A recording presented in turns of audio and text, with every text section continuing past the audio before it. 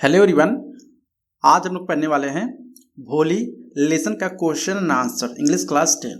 तो पहला क्वेश्चन यहाँ पे दिया गया है कि why is Bholi's father worried about her. जो भोली के पिताजी थे वह उसको लेकर क्यों चिंतित थे। तो इसका आंसर है भोली was not like other children. जो भोली थी बेसिकली दूसरों की तरह या दूसरे बच्चों की तरह नहीं थी। She fell off a cot as a child due to the which her brain was slightly damage. She fell off, वो गिर गई थी, छोटी जब थी वो पर क्या हुआ था, वह गिर गई थी और उसका जो ब्रेन था या दिमाग था बेसिकली क्या हो गया था, डैमेज हो चुका था। She learn to speak very late and use to stammer. वह क्या करती थी, किसी भी चीज़ को अगर वो सुनती थी तो उसको काफ़ी टाइम लग जाता था उसको क्या करने में, लर्न करने में। She use to stammer. Stammer means हकलाना या तुलतुलाना। वो क्या करती थी, जो भोली थी हकला के बोलती थी, ठीक है। Her face and whole body was covered with pock marks. जो उसके पूरे फेस थे, पूरे जो बॉडी थे, किससे कवर हो गए थे, पोक मार्क्स से। पोक मार्क क्या होता है, फुंसी का एक क्या होता है, एक छोटा छोटा धब्बा होता है, उसको हम बोलते हैं पोक मार्क्स। या किसी को चेचस हो जाता है तो उसको हम बोलते हैं पोक मार्क, ठीक है। तो उसी तरह से भोली के जो पूरे फेस पर उसके बॉडी पे था क्या हो गया था, फुंसी के छोटे छोटे निशान थे, ओके। दस इस तरह her father was worried about her marriage prospect. यानी जो भोली के पिताजी थे वो सोच रहे थे कि इसकी शादी कैसे होगी, इसीलिए वो इसके शादी के बारे में सोच के क्या थे, काफी दुखी थे। So question number 2, for what unusual reason is Bholi sent to the school. यानी क्या ऐसा रीजन था भोली को स्कूल भेजा गया। आंसर है as a Ramlal was a government official and the tehsildar had asked Ramlal to send his daughter to a new school in his village। यानी जो रामलाल थे, ठीक है, जो भोली के पिताजी तो क्या थे, एक तरह से गवर्नमेंट ऑफिसर थे और तहसीलदार थे। वो उन्होंने कहा कि अपने बेटी को क्या करिए, हमारे मतलब विलेज में एक स्कूल ओपन हुआ है, आप अपने बेटी को वहाँ पे स्कूल में भेजिए। Bholi was sent to the school just to satisfy the tehsildar. जो भोली थी उसको इसलिए स्कूल में भेजा गया था ताकि जो तहसीलदार थे वो ऐसा ना सोचे कि कोई उनकी बात को नहीं मान रहा या उनकी बात को टाल रहा है, ठीक है। तो उनके चलते तहसीलदार के चलते क्या किया, भोली को स्कूल भेजा उन्होंने, उनके माता पिता ने। As the Randlal wives felt that sending girls to the school affected their marriage prospect। यानी जो रामलाल की जो क्या थी, पत्नी थी, ठीक है, यहाँ पे रामलाल होना चाहिए। जो रामलाल की पत्नी थी ऐसा सोच रही थी कि लड़कियों को स्कूल नहीं जाना चाहिए, okay. She did not want to send any of her daughters to school. वह किसी भी अपने लड़की को नहीं मतलब चाहती थी कि कोई या स्कूल जाए या कोई भी मतलब बाहर जाए घर से, ठीक है। हाउएवर जबकि भोली with her pock marked face and dull brain would not possible to get married anyway. वो जानती थी कि जो भोली है उसका शादी नहीं हो सकता है क्योंकि उसके फेस पे काफ़ी पोक मार्क्स हैं, ठीक है। So Bholi parents decided to send her to school to satisfy the tehsildar. इसलिए जो भोली के माता पिता ने सोचा कि उसको क्या किया जाए, स्कूल भेजा जाए ताकि जो तहसीलदार हैं वो सेटिस्फाई हो सकें, ओके। पेज नंबर 55 क्वेश्चन 1 है, डज भोली enjoy her first day at school.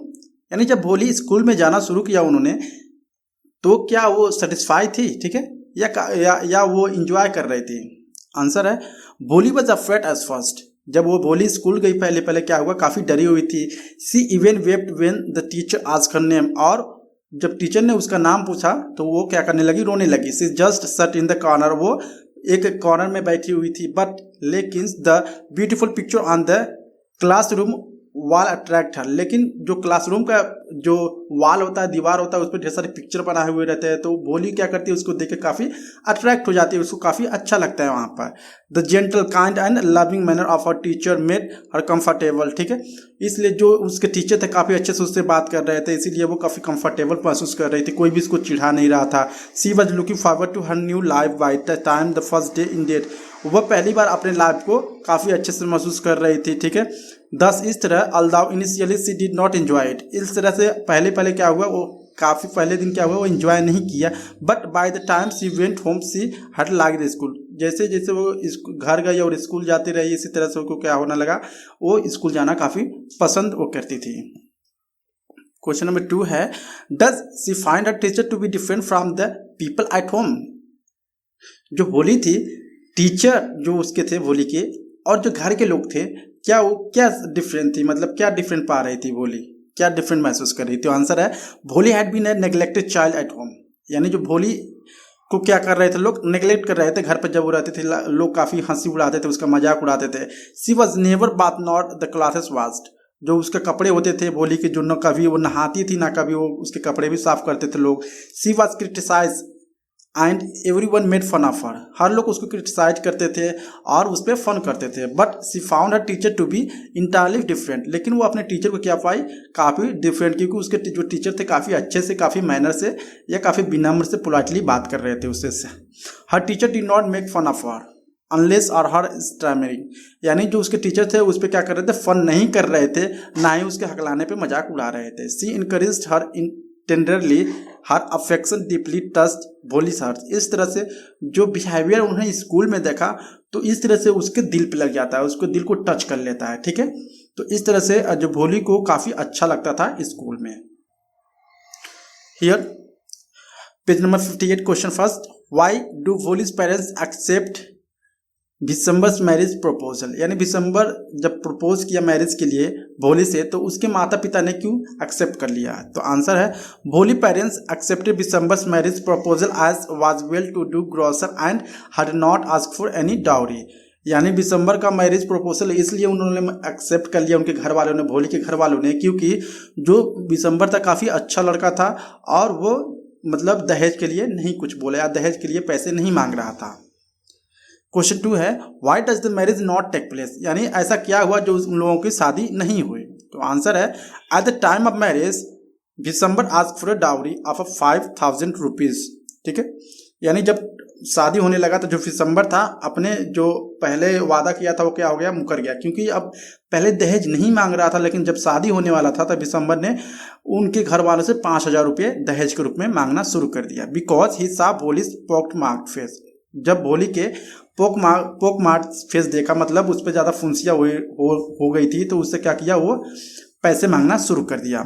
Ramlal had no choice but to pay. यानी रामलाल के पास कोई भी चॉइस नहीं था, उसको तो पे ही करना था। बट लेकिन Bholi refuse to marry the greedy man. लेकिन इसके बाद जो भोली ही थी उस ग्रीडी यानी लालची पर्सन को क्या कर दी, मना कर दिया।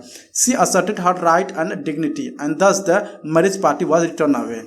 इसके बाद से वो अपने डिग्निटी को देखते हुए, अपने अधिकार को देखते हुए उन्होंने सोचा, भोली ने सोचा कि ये काफ़ी लालची आदमी है। ठीक है, इसलिए वो उस बारात को घर पर लौटा दिया उन लोगों को। ठीक है, यहाँ पे वीडियो समाप्त होती है। आई होप आपको वीडियो अच्छा लगा होगा। अगर अच्छा लगा please like and subscribe my channel. Thank you so much.